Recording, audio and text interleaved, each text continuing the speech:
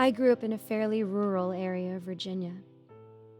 As a kid, I had an obsession for dirt bikes. Watching motocross on TV, the X Games, reading Racer X magazines. It was all I thought about. So when my mom and dad bought me my first dirt bike one Christmas, I was ecstatic. From that moment, my days were consumed with riding that thing. As soon as I got home from school until sundown, you could bet I was in the woods riding. Right behind my parents' house was a huge expanse of woods. There was a trail that ran virtually the entire length of our neighborhood. It was a point-to-point trail with a few turns, hills, and jumps. It would take about 15 minutes on my dirt bike to ride the length of the trail from end to end. There were no other trails, just this one long trail. And when I got to the end, I would just turn around and go back the other way. I would ride back and forth for hours every day. I ended up learning that trail like the back of my hand. Where every tree root was, where every turn was, where every rut was, you get the picture. Now, when I was 13, I started having this recurring dream. I would be riding my dirt bike along the familiar trail when suddenly there would be a new intersection, a brand new trail to go down. I would ride down it and come to a large clearing in the woods. In my dream, I had this feeling that when I got to the clearing, I was supposed to be looking for something, finding something there. But every time I got to the clearing, I would wake up. This reoccurring dream continued until I was 14.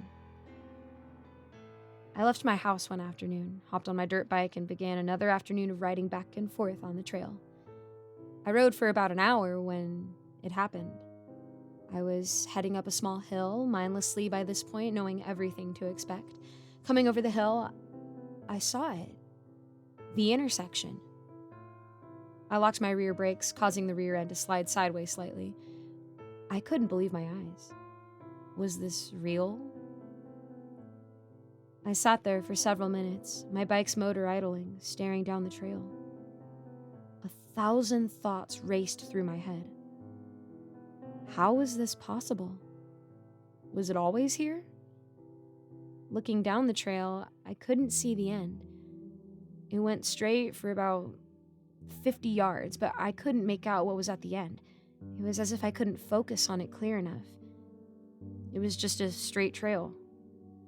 It matched exactly what was in my dream.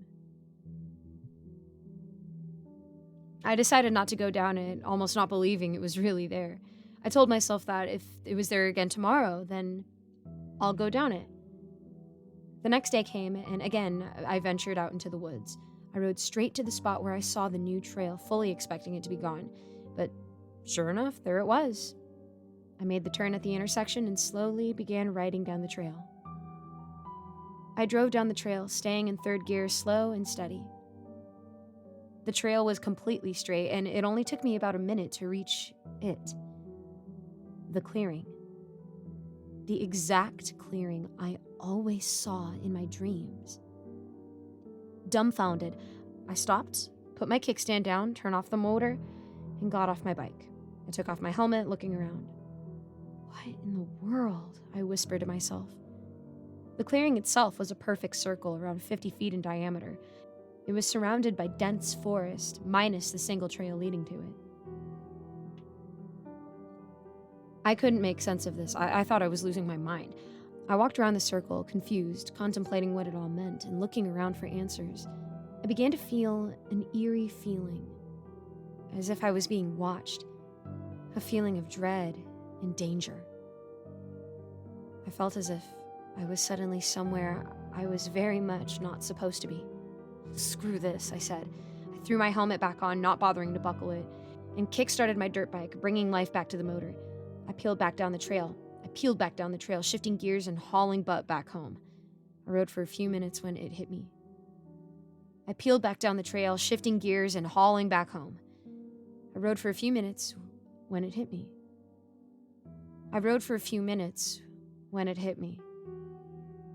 Why is it taking so long to get back? It took less than a minute to reach the clearing, yet I've been riding down this trail for what I felt like was several minutes, and I hadn't met back up with my familiar trail. I started to panic, getting disoriented. I told myself maybe I'm going the wrong way.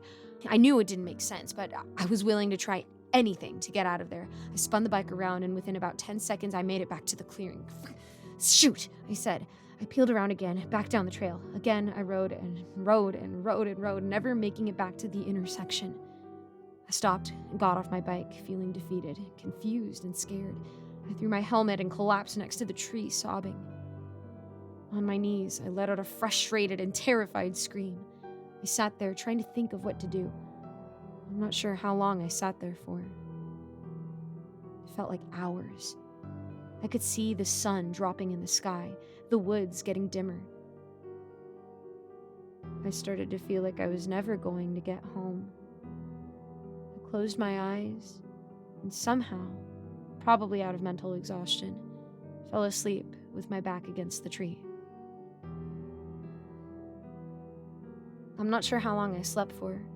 I woke up immediately, jumping to my feet, wildly looking around and quickly gathering my bearings. The sun was shining brightly, and I was back on the trail. The sun was shining brightly, and I was back on the trail. My trail.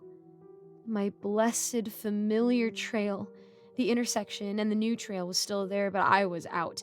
Quickly, I jumped on my bike, riding as fast as I could to get home. I had no idea how long I was gone for and thought my parents were probably worried sick. Exiting the woods by my house, I parked my bike and ran inside. "Hi, honey," my mom said. "I'm sorry, I don't know what happened. I lost track of time." I managed to get out. "Well, it's only been an hour. I'm surprised you're already back inside," my mom said. "Well, it's only been an hour. I'm surprised you're already back inside," my mom said. I stood there, mouth agape, staring at her. "You okay?" my mom asked. A look of concern growing on her. My mom asked, a look of concern growing on her face. I forced out an awkward smile. I'm fine, just not feeling well." I went to my room, a million questions running through my mind. I spent the next few days confused, replaying every moment through my head. I wanted to just make sense of everything, to have some logical reason, but there just wasn't one. I devised a plan that, looking back, was incredibly stupid, but I couldn't live with not knowing what in the world happened to me in those woods.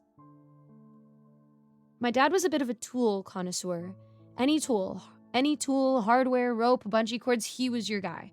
Among his collection, he had a giant spool of yellow polypropylene rope, around 600 feet of it. I decided I was going to use this rope, tie it to a tree at the intersection, and then ride back down the trail to investigate. The rope would serve as my lifeline, helping guide me back when I was ready to leave. That day, I went back out. Getting to the trail intersection, I tied one end of the rope around my waist and used several bungee cords to tie the spool to a tree, giving me slack but staying secure to the tree.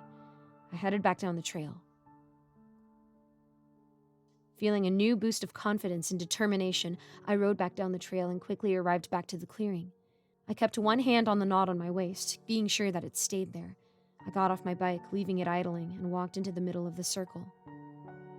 I started to get that eerie feeling again, as if I was being watched.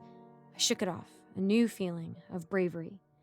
I felt determined to discover what it was I was supposed to find, and what the point of it all was. I forced down the feeling of dread. Scanning the clearing, I suddenly became fixated on one tree in particular. This tree was darker than the rest, almost looking burned.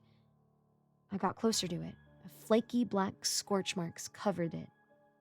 Flaky black scorch marks covered the tree.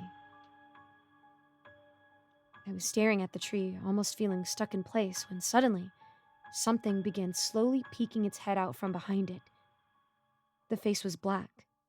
Something began slowly peeking its head out from behind it. The face was black, burned, decayed, inhuman, like a bad imitation of a human. It had short, wiry black hair that looked oily and covered in soot. As soon as its eyes met mine, my dirt bike's motor shut off. The sudden silence caused me to turn around to look at my bike, and then I quickly turned back. The thing was gone. The woods were silent. For a split second, I froze. until instinct in my body kicked in and told me to get out of there. I sprinted back to my bike, kick-started it harder than I ever had. I half expected it to not start, but to my relief, it actually started. I left my helmet behind, riding as fast as I could. The image of the thing's eyes burned in my mind. A shade of orange, like fire, looking into them had made me feel as if I was being sucked into an endless black pit. In my haste to leave, I made a fatal mistake. Having walked a good ways past my bike into the clearing, I had created too much slack in the rope when heading back in the opposite direction. I was shifting gears, going faster, when suddenly, the rope caught my chain. My rear wheel locked, and I was sent over the handlebars. Although in pain, I got to my feet as quickly as I could, dirty, limping, a burning pain in my ribs. The rope was still tied around my waist, but it had somehow been severed in the crash. Frantically, I looked around for the rest of the rope, the end that would lead me back, but it was just gone. I ran back to my bike, trying desperately to get the pieces of rope out of my chain and sprocket. When I saw it, movement from the corner of my eye, I stopped, froze, looking in the direction of the movement. I then saw more movement again out of the corner of my eye. It was as if it was anticipating my moves, staying just out of eyesight, darting between the trees. I took off running down the trail, abandoning my bike. My adrenaline was pumping, and I knew I was running for my life. I then spotted the yellow rope. The beautiful yellow rope. Yes! I screamed, running as quickly as I could towards it, following it to salvation. But the rope began retracting, dragging on the ground back up the trail. No! I screamed, running as fast as I could towards it. I ran after it as it seemed to run away from me. I was hoping to see the intersection, praying to see the intersection, and then I did. I reached the intersection, crying, heaving, trying, and failing to catch my breath. For a second, I felt pure relief for making it out alive. But I noticed something. The yellow rope. The spool was no longer bungeed to the tree. The rope now led to behind the tree. Slowly, it stepped out from behind the tree, revealing itself in its entirety. It was the thing from the clearing. The woods went silent. A feeling of pure dread came over me. It had a look of pure malice in its gaze and a terrible smile as it continued to gather up the rest of the yellow rope. I was frozen in fear. I felt as if I was in ice water. I couldn't catch my breath. I couldn't scream. I can only describe what I saw as a distorted imitation of a human. Black, charred, its form twisted and contorted into a grotesque mockery of life. Its eyes were pools of endless darkness, devoid of empathy or humanity, gleaming with an ancient predatory intelligence. It began to move toward me, slowly. Its steps were silent, as if the ground itself recoiled from the touch of its feet. The air around me grew cold and carried the stench of decay. With each movement, its body shifted and rippled, as if it was struggling to contain its own shape. Its presence filled me with overwhelming dread, a primal fear that seized my entire being. Its voice was a twisted mixture of a whisper and a scream. I felt as if its gaze seeped into my mind, into my very being, turning my thoughts into twisted and nightmarish desires. As it approached closer and stood over me, I knew I was going to die. Everything went black. I woke up back on my familiar trail. The intersection was gone. The rope was gone. No trace of anything was left. In shock and in pain, I walked back home. In the end, I told my parents I had crashed my dirt bike and wasn't strong enough to push it back home. My dad went back into the woods to look for it, but never found it. I didn't care. I was never going to touch another dirt bike for the rest of my life. Since then, everything was different. I felt like something was missing in me, as if that thing took something from me. I felt unable to enjoy anything, unable to have relationships, unable to care. I couldn't sleep. I didn't feel tired. I couldn't feel anything.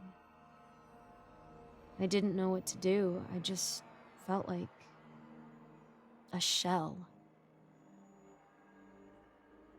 That Christmas, my family and I were getting ready to leave for Christmas Tree Farm, an annual tradition that used to bring me excitement. My parents were trying their best. They saw the change in me, everyone did. Putting on brave faces, my parents asked me if I was excited to pick out our tree. I wasn't excited. I couldn't be excited about anything anymore. Sure, I said, trying my best to sound convincing. Before we left, my dad was digging in the garage looking for something. Hey, bud, have you seen my yellow rope? The question sent me into a flashback of full terror, leaving me screaming, sobbing, and begging for help, begging for it to stop. From then on, I spent years in and out of therapy and institutions. I'm an adult now, but I've never shaken the feeling of pure emptiness. I decided I'm going back to my childhood home, back to that familiar trail that I can still remember like the back of my hand. If the intersection is there, I'm going to go down it.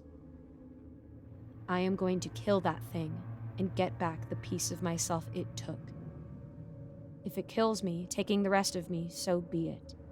Either way, I'm going to be free of this.